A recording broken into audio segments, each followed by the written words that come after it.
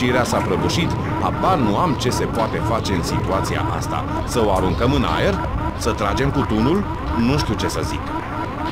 Oh, ce tun mare! Ha, ha, ha! Cei din cosmos chiar se pricep să facă tunuri.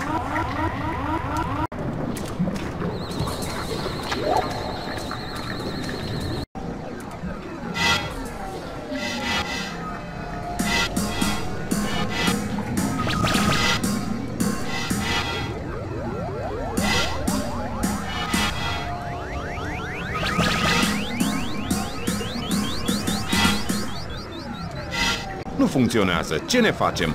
Oare o tehnologie din cosmos ar putea mișca această mașină? Un cifru neînțeles? Și am fost atât de aproape. Cred că aceste butoane extraterestre secrete servesc la calibrarea tunului. Cu ele putem regla turela ca să nimerești. Aha!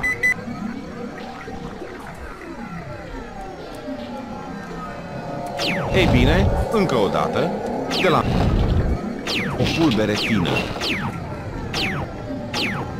O pulbere fină.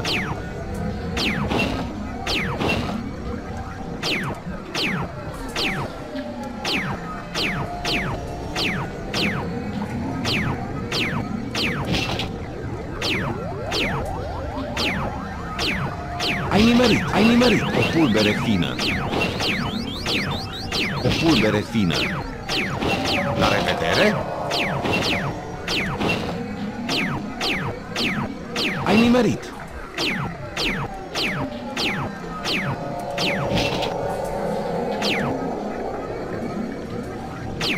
Ura! Drumul e liber!